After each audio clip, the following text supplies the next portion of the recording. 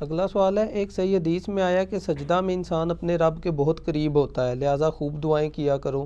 اس حوالے سے کون سی دعا ہے جو مجھے سجدے میں کرنی چاہیے؟ صحیح مسلم میں یہ حدیث ہے کہ تم میں سے کوئی بھی شخص سجدے کی حالت میں اپنے رب کے سب سے زیادہ قریب ہوتا ہے تو اس وقت اپنے رب سے خوب دعائیں مانگو۔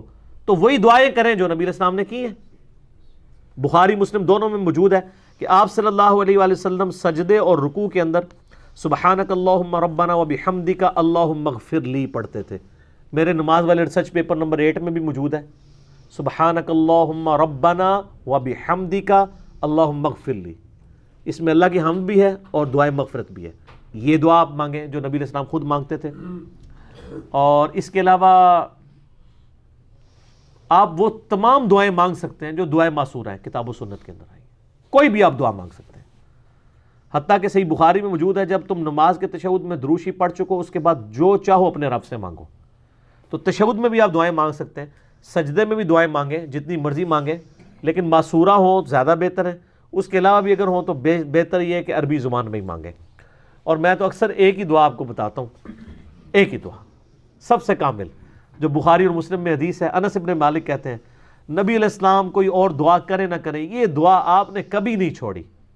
سورۃ البقرہ کی آیت نمبر 201 میں جو آئی ہے، ربنا آتنا فی الدنیا حسنہ وفی الآخرۃ حسنہ وقنا عذاب النار۔ اور بخاری مسلم میں الفاظ ہیں اللہم کے ساتھ بھی ہیں، اللہم آتنا فی الدنیا، دونوں کو کمبائنڈ بھی آپ کر سکتے ہیں، اللہم ربنا آتنا فی الدنیا حسنہ وفی الآخرۃ حسنۃ وقنا عذاب النار۔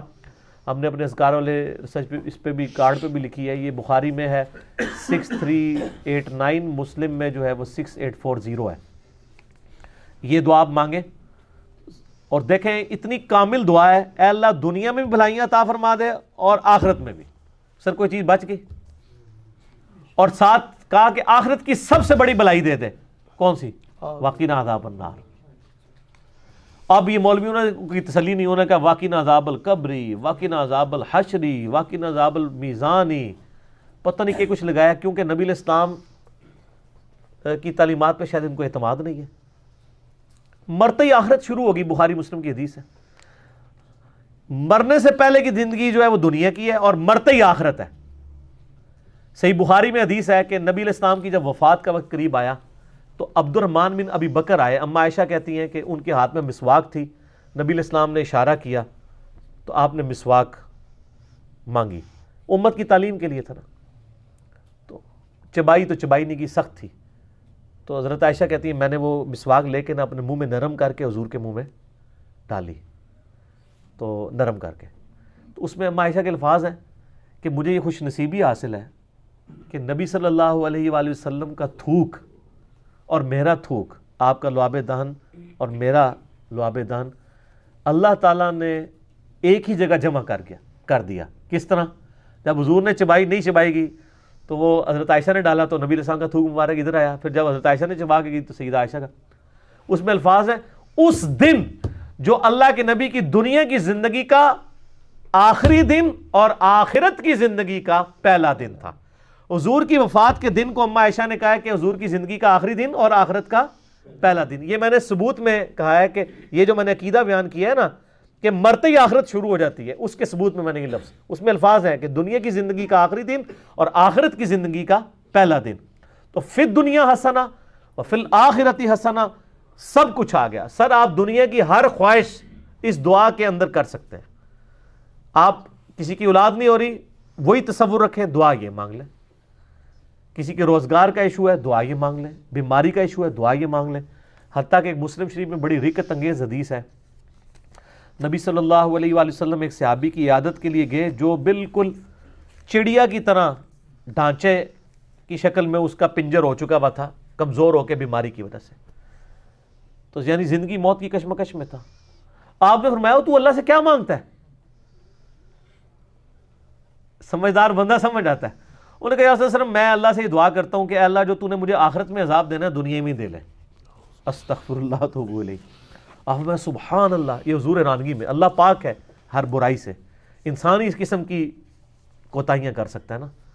آپ فرمایا تو اللہ کا عذاب سہنے کے قابل سمجھتا ہے اپنے آپ کو کہ تو اتنا دلیر ہے کہ تو یہ کہہ رہا ہے کہ اللہ جو مجھے آخرت میں عذاب دینا ہے دنیا میں دے لے، آخرت میں جنت مل جائے۔ اوے تجھے تو چاہیے تھا تو کہتا ربنا آتینا فی الدنیا حسنہ وفی الآخرۃ حسنۃ وقنا عذاب النار۔ کو اللہ کے خزانے میں کمی آنے والی ہے؟ تو دنیا میں بھلائیاں مانگ، آخرت میں مانگ، تو کیا ہے اللہ کے ساتھ سودا کر رہا ہے؟ کیونکہ یہ کوئی سودے والا معاملہ ہے، وہ تو کرم ہی کرم ہے، رحم ہی رحم ہے، اس کا تو اس کی رحمت کی تو کوئی انتہا نہیں ہے۔ تو اس نے یہ دعا کی، صحابہ کہتے ہیں کہ کچھ ہی عرصے کے اندر وہ بالکل صحیح ہو گیا، جیسے مردہ زندہ ہو جاتا ہے، اور دعا پڑھنے لگا۔ اے سر اے دعا بہت بڑا وظیفہ ہے، ربنا آتینا فی الدنیا حسنہ وفی الآخرۃ حسنہ وقنا عذاب النار۔ تشہد میں اسے لازم کریں۔ ایک تو وہ جو صحیح بخاری مسلم میں ہے نا، 4 چیزوں کے شر سے پناہ مانگو، اللہم انی اعوذ بک من عذاب جہنم ومن عذاب القبر ومن فتنۃ المحیا والممات ومن شر فتنۃ المسیح الدجال۔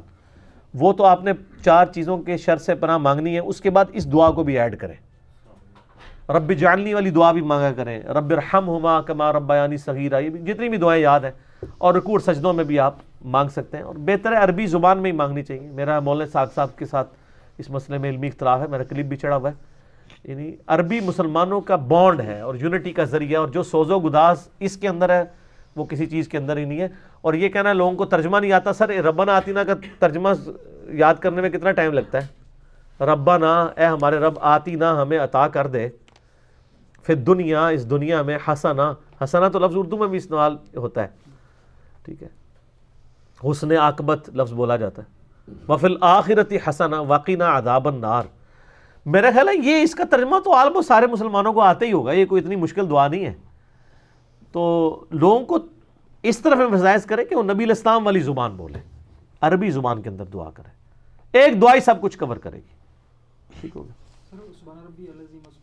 وہ تو پڑھنا ہی پڑھنا ہے نا، انہوں نے دعا کا ذکر کیا، وہ تو صحیح مسلم میں حدیث ہے کہ نبی علیہ السلام ہمیں، یعنی آپ علیہ السلام رکوع میں سبحان ربی العظیم بھی پڑھتے تھے اور سبحان ربی الاعلیٰ پڑھتے تھے سجدے میں، اور جامعہ ترمذی میں حدیث ہے کہ نبی صلی اللہ علیہ وآلہ وسلم ہمیں حکم دیتے تھے کہ ہم رکوع میں سبحان ربی العظیم پڑھیں اور سبحان ربی الاعلیٰ سجدے میں۔ یہ تو آپ نے، یہ تو حکمی تسبیحات ہیں، یہ تو پڑھنی ہے، اس کے علاوہ دعائیں ہیں، ٹھیک ہو گیا۔